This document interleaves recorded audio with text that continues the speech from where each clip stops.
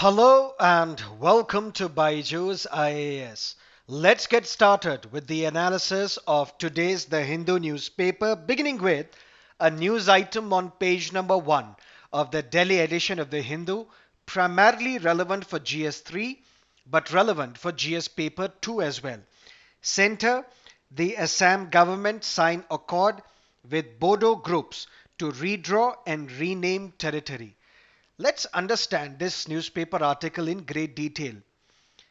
Indian journalist Shekhar Gupta, he was previously the editor of Indian Express, is considered an expert on Northeast, particularly on Assam. He talks about something called bell curve of insurgency.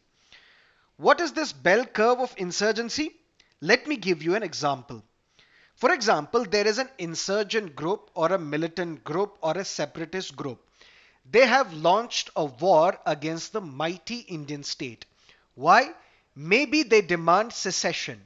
Maybe they demand autonomy. Maybe they demand separate statehood. And when this insurgent group launches an all-out attack against the mighty Indian state and inflicts violence against the people and the Indian state, the response of the mighty Indian state is not muted. The state also launches a violent campaign to crush this separatism, to crush this insurgency. And once these separatist groups, militant outfits, they realize that Indian state is not going to dilute its sovereignty. The Indian state is not going to give up its sovereignty. Ultimately, they realize that they have no other option but to enter into negotiations with the mighty Indian state, and that is when the peace is restored and the conflict is resolved. This has happened with Mizoram, this has happened in Tripura, this has happened in Assam as well previously. That means whenever there is a spike in violence by these insurgent groups, when they want to fight a war against the Indian state, corresponding to this insurgency, the response of the Indian state is also violent. But then we reach a point where the opposition realizes, the insurgent group realizes that they stand no chance in defeating the Indian state. The violence comes down. They enter into negotiations with the Indian state. The conflict is resolved. How? Through give and take. How? Sometimes autonomy is given. Sometimes separate statehood is given. That means ultimately through talks and negotiations, the conflicts are resolved. And we have witnessed such conflict resolution mechanisms in Mizoram, Tripura, Assam. And now Bodo Accord has been signed between the government of India, the government of Assam, few factions of NDFB, which is the National Democratic Front of Bodoland, and all Bodo Students Union. Many people argue that because of this accord, at least a 60-year-old conflict has been solved. At least a 60-years-old problem has been resolved. But to understand this accord, we need to first understand who are these Bodos. What was the problem? If we look at Assam, Assam is a very diverse state. Assam has more diversity than probably any other Indian state in India. Assam has Bengali-speaking Hindus, Bengali-speaking Muslims, Assamese-speaking Hindus, which is the single largest group in Assam. It also has Assamese-speaking Muslims. It also has tribes. Close to 12 to 13% of Assam's population is tribal. But some of these tribals live in the hills of Assam. Some of these tribals live in the plains of Assam. If you look at this map, the hilly tribes, they reside in the North Kachar area of Assam and in the Karbi Anglong district. If we look at the North Kachar area, here mostly the tribes are Dima Hasa or Dima Hasao, and in Karbi Anglong area, the majority tribes are the Karbis.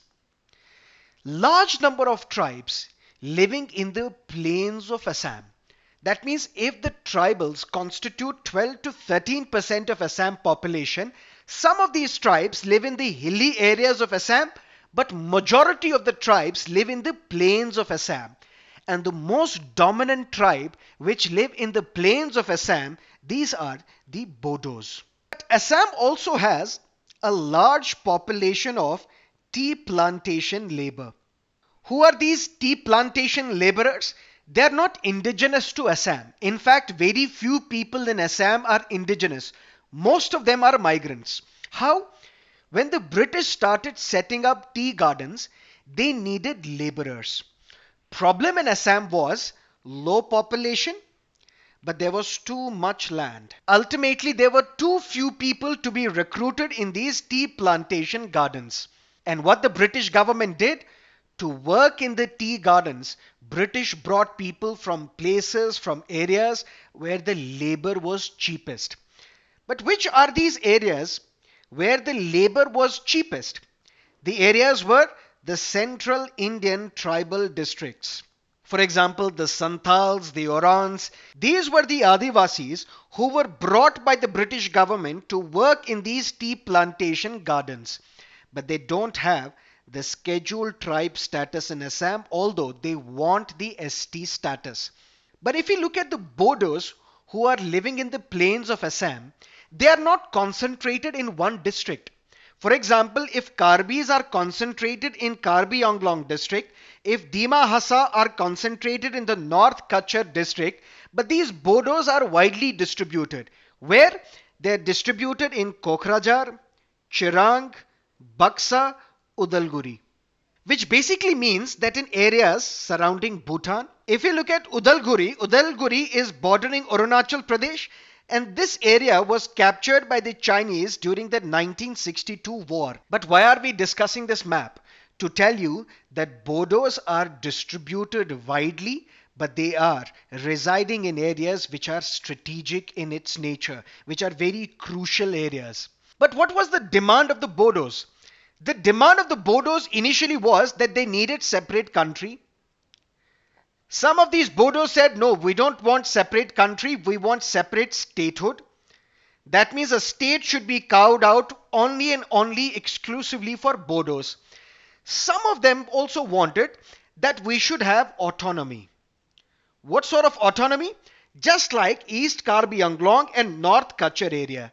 Because both these districts are autonomous districts, and both these districts are under Schedule 6 of the Constitution of India. So some of these Bodos also wanted entry into the 6th schedule of the Indian Constitution. And different factions of these insurgent groups, they demanded different things. That is why if you look at this newspaper article, there are number of factions, 4 factions of this National Democratic Front of Bodoland. Bodos were fighting initially against the Muslims. They were also fighting against the mighty Indian state. They were also fighting against the Chai Bagan Adivasis, those who are working in the tea plantation areas in Assam. And in response to the violence inflicted by Bodos, these Chai Bagan Adivasis, they set up Adivasi Cobra Force. That means so far as Assam was concerned, if you look at this Bodo problem, everybody was fighting against everybody. But then what happened? In 1993, an accord was signed to solve this Bodo problem. If you look at these 4 districts of Kokrajhar, Chirang, Baksa and Udalguri, what these 4 districts were converted into? They were converted into a council. Bodoland Autonomous Council Act, which basically meant that these 4 districts were converted into some sort of a council where the Bodos would be elected to this council, and ultimately these Bodos will be consulted when governance mechanism would be put in place in these 4 districts. But the compromise was not acceptable to the majority of the Bodos. And that is why in 1996, BLT or Bodo Liberation Tigers was set up. It was an armed movement for a separate state. They did not want this council status or autonomous council status. They wanted a separate state. But some of these Bodo factions, they also wanted entry into the 6th schedule of the Indian Constitution. But the problem was, the government was asking these Bodo people, what is your territory? If we look at North Kachar area, Dima Hassa, they are situated residing in this northern Kachar area. Karbis are residing in this Karbi Anglong area. But Bodo people are widely distributed. So if we want to give you the status of an autonomous district, Under the sixth schedule of Indian Constitution, we can't do that because you are widely distributed. You are not concentrated in a single district. Then came another accord a decade later in the year 2003. All these four districts, they evolved into BTAD, which is Bodoland Territorial Area Districts. But most of these Bodos, they were not happy with either a council status or a territorial area district status, or some were not even willing to accept now entry into the sixth schedule. They were not agreeing for anything except a statehood. That means these areas where Bodos are residing, they should be converted into a separate state which should be carved out from Assam. That means although in 2003, these four districts were made into one unit called Bodoland Territorial Area Districts, which will have a council where people will elect members to this council, but even then this was not acceptable because Bodos were demanding nothing other than a separate statehood, which basically means that violence did not stop. If you look at 2014, there was a major incident in Assam. 76 people were killed by the violent attacks by Bodo militants. Ultimately, army was called in. Army launched an operation called All Out. Many militants were killed. Some militants ran away as well. 6 years before, in 2008, if you look at 2008, a major terrorist attack was carried out by Pakistani insurgents in Mumbai. The 26/11 attacks in Mumbai. But 3 weeks before this deadly Mumbai attack, there were a series of bombings in Assam. 9 cities were rocked by 18 bomb blasts, which led to the killing of 88 innocent people. One of the individuals responsible for that was a Bodo insurgent, Ranjan Damari. Ranjan Damari, he fled to Bangladesh, but since India and Bangladesh had good relations with each other, Bangladesh deported Ranjan Damari to India. He was convicted by a special court and sentenced to life imprisonment because of his involvement in these deadly blasts in 2008. But look at the things here. Ranjan Damari was released on bail so that he will participate in these Bodo peace talks, in this Bodo Accord. And yesterday, he was one of the signatory of this Bodo Accord, which was signed between the central government, the Assam government, few factions of Bodo insurgents, and all Bodo Students' Union. But now let's come to the compromise. What was this settlement? And let's go back to this bell curve of insurgency, wherein when the insurgents and the Indian state, they enter into arrangements, into agreements with each other, there is an element of give and take. What these Bodo insurgents did, they dropped the demand for a separate statehood. In turn, what the government of India did, it also had to give something to these insurgents. And what government of India did, these four districts will now be part of sixth schedule of Indian Constitution. The sixth schedule will be amended. These four districts will also be added together in sixth schedule of the Indian Constitution. There is also an element of exchange of territory. What does that mean? There are some other districts in Assam where Bodos are living, which basically means that those areas will also be included in these four districts, in this one common district which will be added to the sixth schedule. But within Kokrajhar, Chirang, Baksa, Udalguri, there are areas where non-Bodo tribes are living. Those areas will be excluded. That means basically there will be exchange of territory that will take place. That is what is mentioned in this newspaper article. As per the agreement, villages dominated by Bodos that were presently outside BTAD would be included, and those with non-Bodo population would be excluded. That's number one. This Bodo Council, the powers will increase. Initially, the number of members of this council were 40. Now the members will increase to 60. What else? In this district, when district magistrate will be appointed, when superintendent of police will be appointed, the council will be consulted. That means more consultative role will be provided to the members of this council, because the members of this council will be elected by the Bodo people themselves. But what will happen to these insurgents? What will happen to these terrorists? Ultimately, these NDFB terrorists, they will be rehabilitated. Those terrorists who were involved in non-heinous crimes, they will be provided amnesty, which basically means they will be pardoned, and some of these will be recruited in the security forces as well. But what about those NDFB cadres who were involved in heinous crimes? The agreement says we will have to look at these cases individually.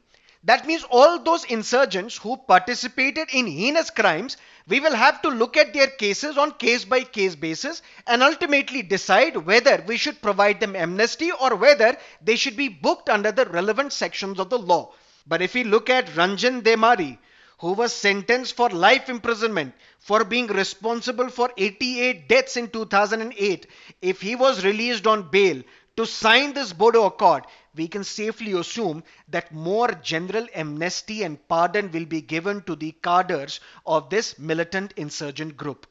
Which basically means that all those criminal cases against the members of the NDFB, if they have been charged for non-heinous crimes, these cases will be withdrawn. What about those insurgents who were responsible for heinous crimes? They will be reviewed by the central government. And a special development package of 1500 crore would be provided by the center so that developmental projects are started in these Bodo areas.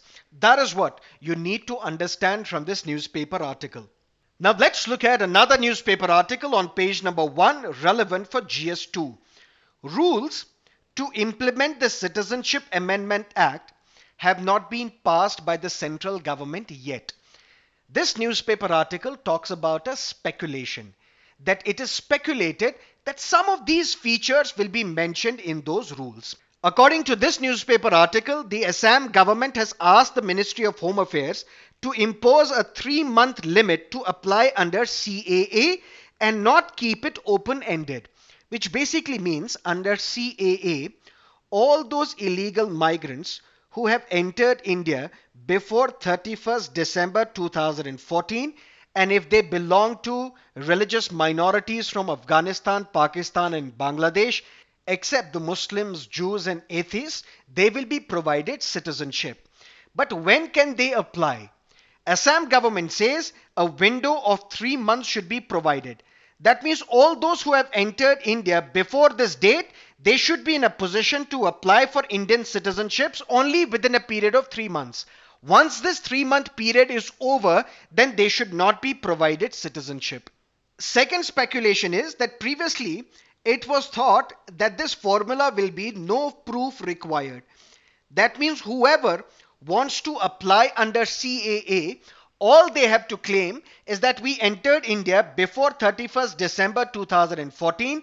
We belong to either Hindus, Sikhs, Christians, Parsis, Buddhists or Jains, and we have come from either Pakistan, Afghanistan or Bangladesh. They will be provided citizenship. But no proof would be asked whether indeed you entered India before this date, whether indeed you belong to those 6 religious communities, whether indeed you came from Pakistan, Afghanistan or Bangladesh. But now this newspaper article speculates that now proof will be sought, because all those who entered India before this date, they will have some set of documents to prove that they are either Hindus, Christians, Sikhs, Parsis, Buddhists or Jains. Without this proof, they may not be provided citizenship under the CAA. Let's see, once these rules are made, what exactly are mentioned in those rules, then we will have an elaborate discussion on that. Now let's look at another big news on page number 1. Government sweetens Air India offer, puts 100% stake on the table.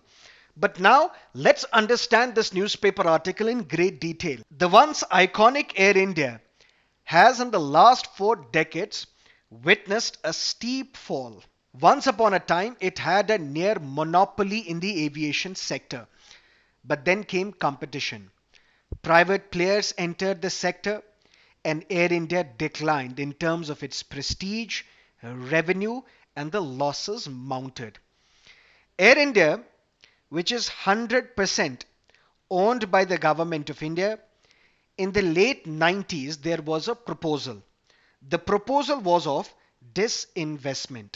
What is the difference between disinvestment and privatization? In disinvestment, if 100% shares of Air India are owned by the government of India, disinvestment would mean that, let's say for example, 76% of these shares will be sold by the government, or 51% of these shares would be sold by the government. But maybe the management of this company will still be under the government of India. But if you look at privatization, it primarily means that the ownership of an entity changes. Ownership of an entity changes from government of India to a private player. That's the difference between disinvestment and privatization. Disinvestment primarily means that if the government wants to raise revenue, generate revenue, some of the shares of its companies will be sold, because of which additional revenue is generated by the government of India. In late 1990s, there was a proposal that Air India should be disinvested. Proposal was that if 100% Air India is owned by the government of India, the government ownership should be reduced to 40%. That means 60% of these shares should be sold so that additional revenue is accrued by the government of India. Because the primary motive is government has no business to be in the business. Why should government run hotels? Why should government run the telecom business? Why should government organize the airlines in India? But this proposal was met with opposition and ultimately the proposal was dropped. Post 2004, the Air India witnessed series of problems. What were the reasons behind these problems? Number one, more aircrafts were purchased by Air India, far more than it could afford. That was one problem. Second, Air India and Indian Airlines merged. Previously, Air India was the international business wing of the government of India. It was an international carrier of the government of India. Indian Airlines was the domestic airline of the government of India. Post 2004, these two airlines were merged. The weak financial position of Air India was first made public in the year 2009. The then chairman of Air India, Arvind Jadhav publicly announced the weak financial position of Air India. But the government of India, instead of listening to what Arvind Jadhav is saying, what government did? Injected more money into Air India. 30,000 crore were injected into Air India. So this 30,000 crore of taxpayers' money, of yours and my money, was injected into Air India. This was like a bailout package for Air India. Kingfisher Airlines failed. Now Jet Airways is also bankrupt. Kingfisher Airlines, Jet Airways failed. Why?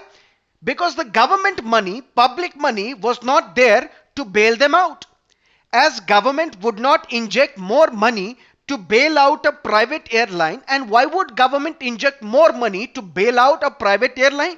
But government injected taxpayers' money into Air India, and ultimately Air India keeps flying despite mounting losses, despite heavy debt, only and only because there is taxpayers' money to bail out Air India.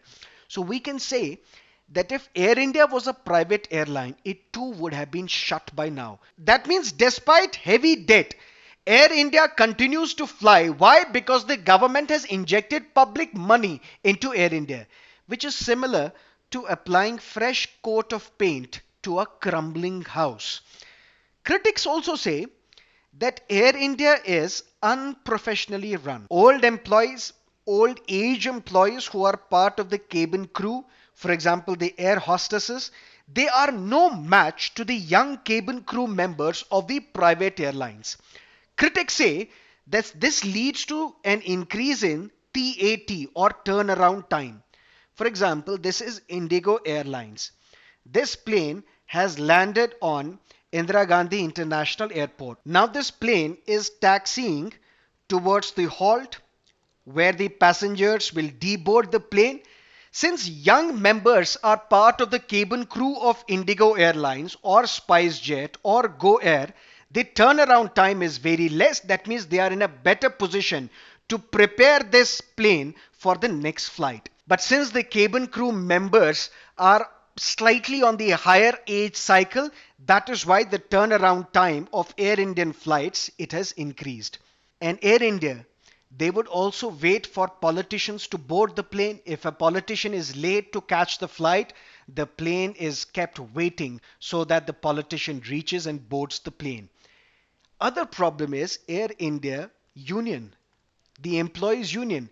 They oppose any move to make the airline professional. The year was 2017. Niti Aayog, which is the think tank of the government of India, it recommended disinvestment.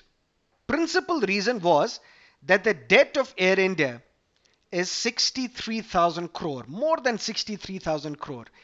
Niti Aayog recommended that government should retain only 24% shares in Air India, and some of this 63,000 crore debt should be absorbed by the government of India, so that this disinvestment is favorable to a private player, so that this deal is suitable for a private player. Otherwise, why would a private player invest in Air India, which is under a lot of debt already? The government invited bidders, that all those who are invested in this process, please apply.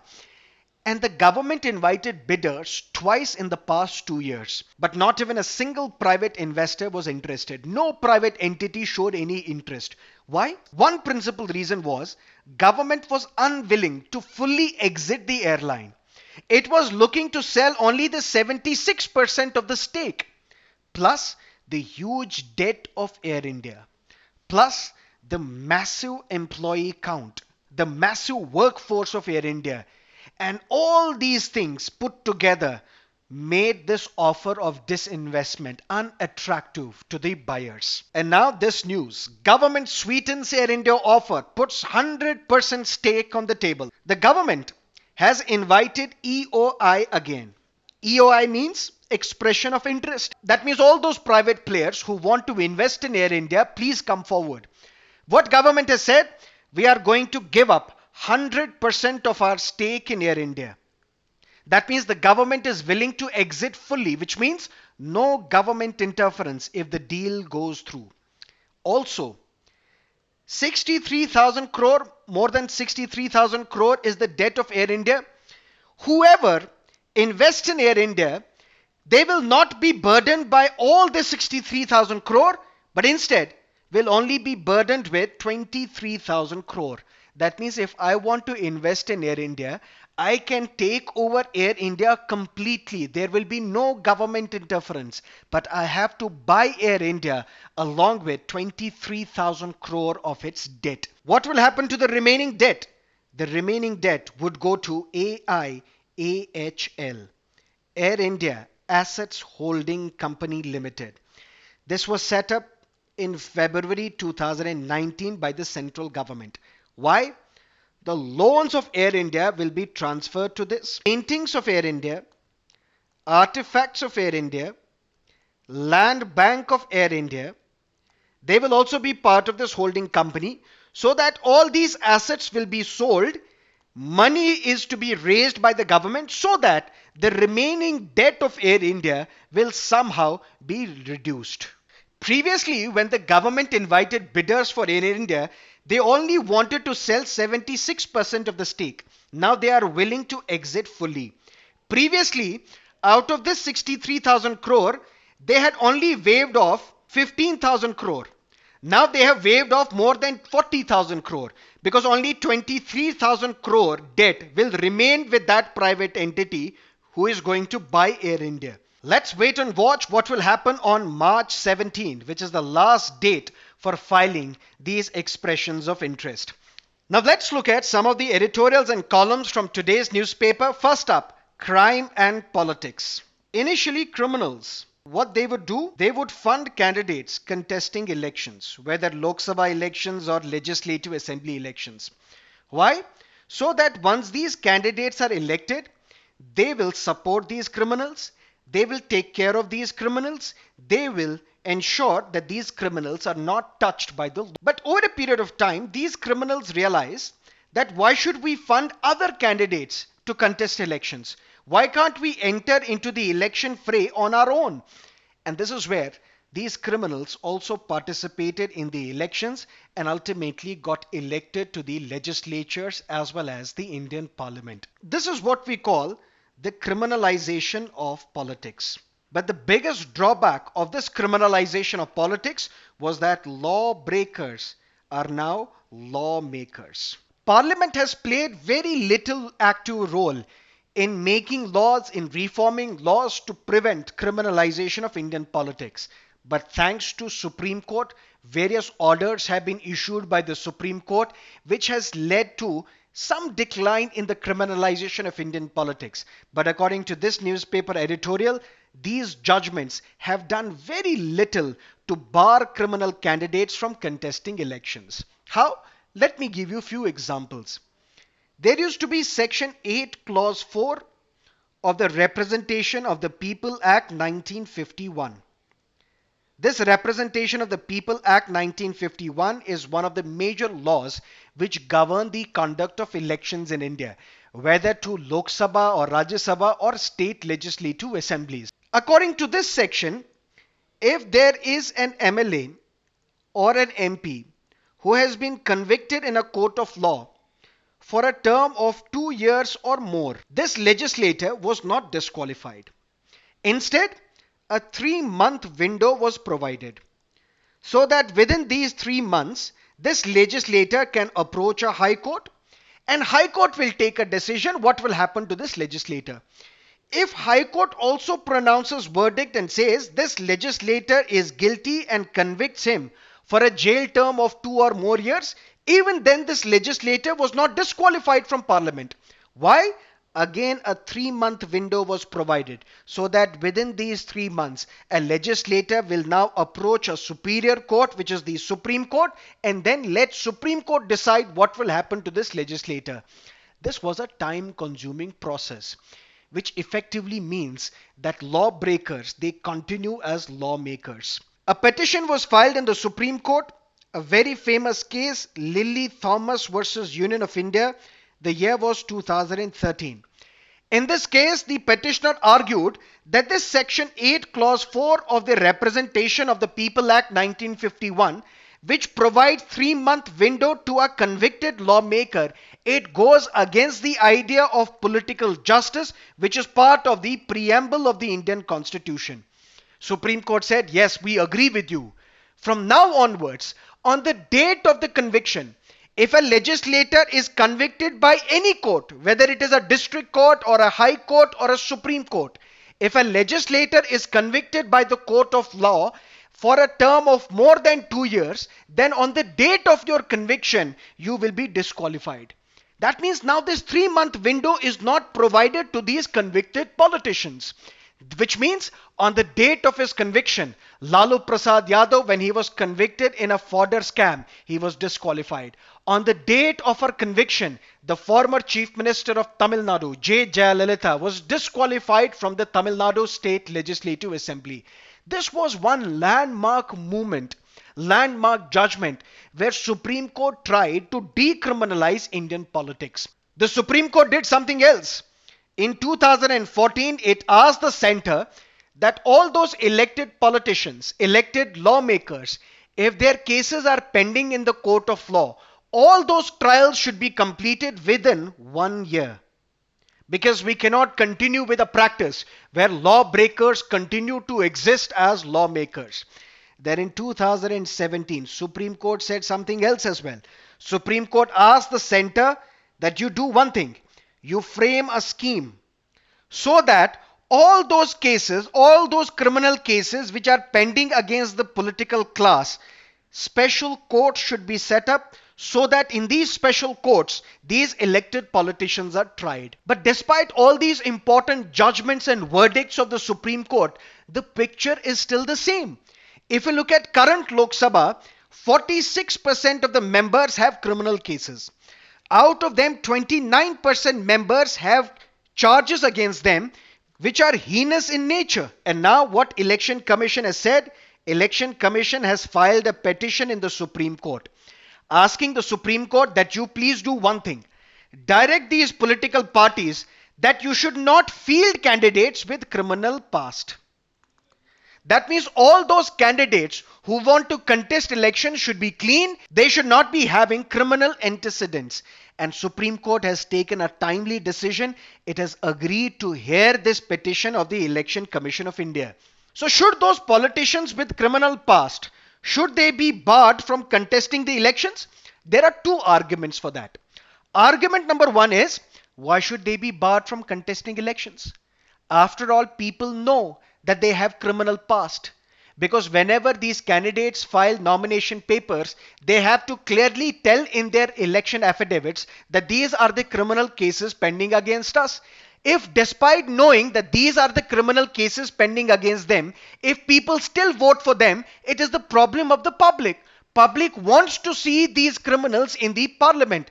Public wants to see these politicians with criminal past inside the legislatures. So problem is with the public. Problem is not with the law. Problem is not with these politicians with criminal past. But then there is another argument. If there is a constituency where there are multiple candidates contesting these elections, all these candidates have criminal past. People have no other option but to choose one criminal. Which basically means when people are not provided with options of clean candidates, how can you blame the people from electing these politicians with criminal past? That is why we should have a law where political parties should be directed that you cannot field those candidates with criminal past. That is the need of the hour, according to this newspaper editorial. Now let's look at another newspaper editorial, Abolition Politics. If you look at the Constitution of India of 1950, it provided for bicameral legislature at the center. That means at the union legislature level, we have a bicameral legislature. Upper house or Rajya Sabha, lower house or Lok Sabha, also called the popular chamber of Indian Parliament. But what about states? At state level, there are few states which have bicameral legislature, where we have legislative councils as well as legislative assemblies. But when the Constituent Assembly was debating this bicameral nature of state legislatures in India, some of the members of the Constituent Assembly said that we should not burden the states. Some states may not have enough resources to sustain the upper house of state legislature, which is the Legislative Council. So if there are states which have the revenue, which have the potential, which have the money to support and sustain an upper house of state legislature, they should be allowed. But we should not have a common system of bicameral legislatures in India. Some states may afford a legislative council, some states may not afford a legislative council. Let's give it to the states. If they want to have a legislative council, they can have it. If they don't want to have a legislative council, if they cannot sustain a legislative council, we should not burden them. That is why under the Constitution of India, if the Legislative Assembly of a state, it passes a resolution, and this resolution is passed by special majority, which means by 2/3 of the members present and voting.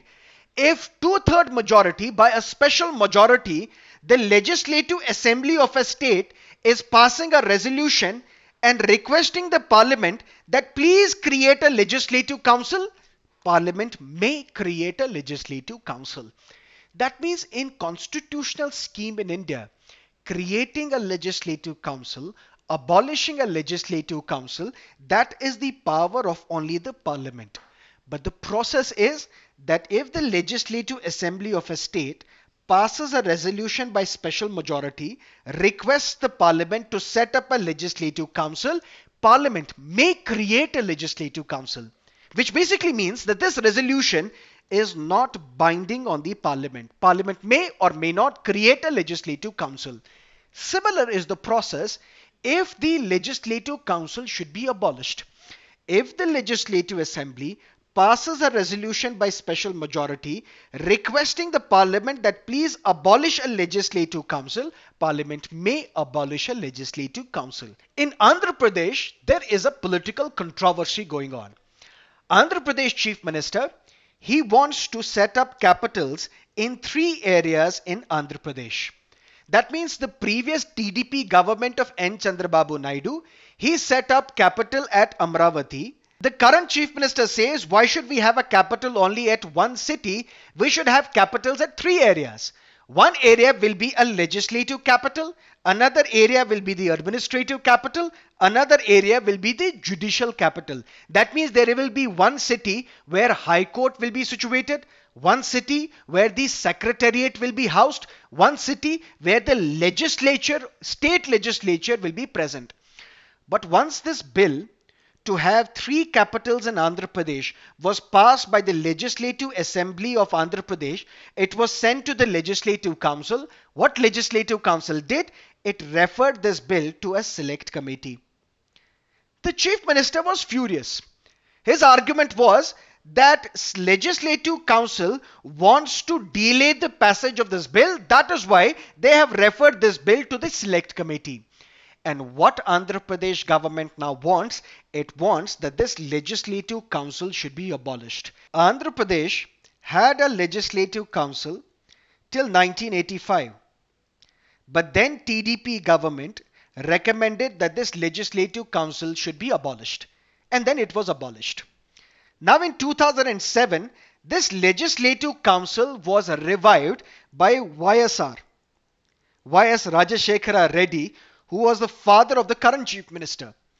And now the son of YSR wants legislative council to be abolished and TDP wants this legislative council to continue. The primary objective of legislative council was that if there is a bill, but this bill has been passed in haste, this bill is immoral, then legislative council should delay the passage of this bill so that legislative councils can delay the passage of hasty bills by legislative assembly. But over a period of time, what this legislative council has evolved into, if there is a politician who has lost an assembly election, now he needs to be rehabilitated, he is appointed to legislative council. That means legislative councils in every state where it is present, it has become a retirement home for failed politicians. Those politicians who could not get themselves elected are rehabilitated by getting them elected to these legislative councils. And these legislative councils, at the same time, they do not have enough powers. If this is a legislative council, this is a legislative assembly. If a bill originates in legislative council, it is passed by the legislative council, then this bill is sent to legislative assembly. If legislative assembly rejects this bill, the bill is dead, it can never become a law.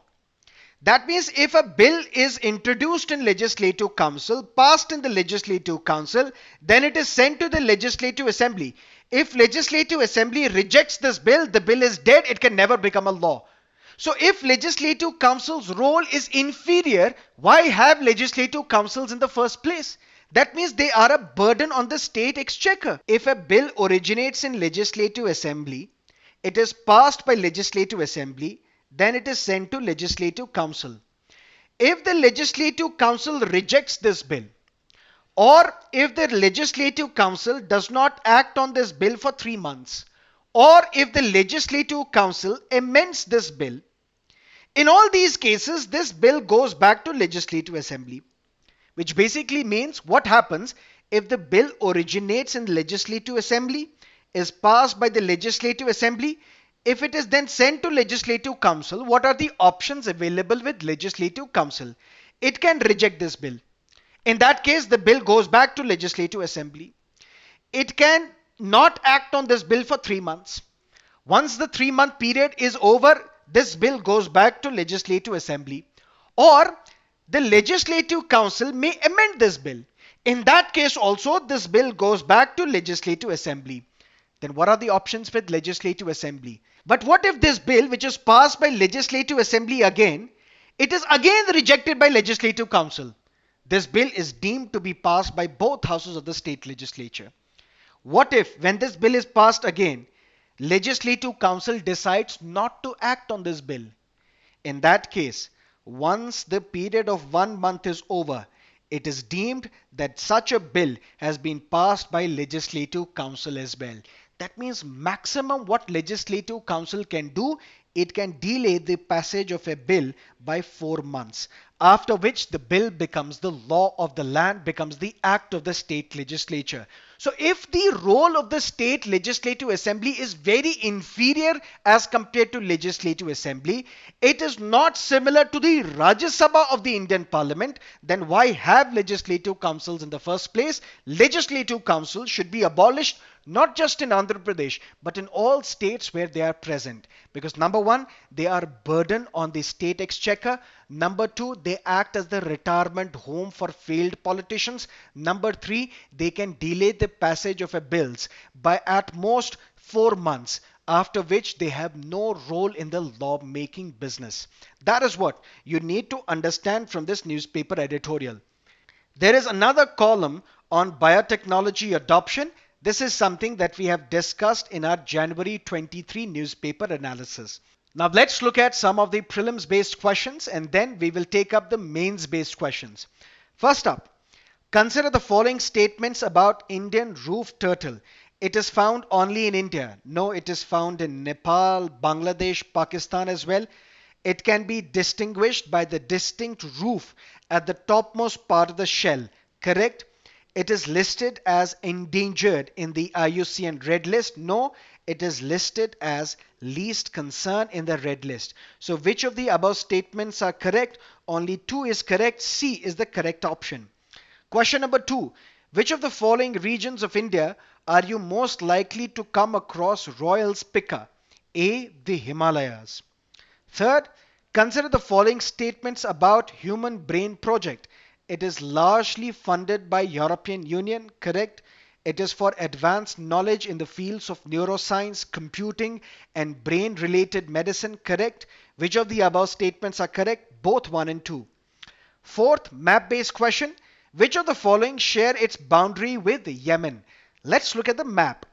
So if this is Yemen, it shares boundary with Gulf of Aden as well as the Red Sea. So which of the options are correct? Only 1 and 4, which means B is the correct option. Let's look at the mains based question. Answer should not be more than 250 words. Number 1. Strategic disinvestment of state-run enterprises should be welcomed from twin angles. 1. The need for India to invest in fresh asset creation, and 2. The optimization of wealth generation from countries' assets. Discuss. Question number 2. The quasi-federal nature of Indian constitution has sometimes been called cooperative federalism, recognizing the inherent interdependence of the union and the state governments. Comment on the recent strain in the center-state relations. That is it from our newspaper analysis for today. Thank you for being with us. Have a great day.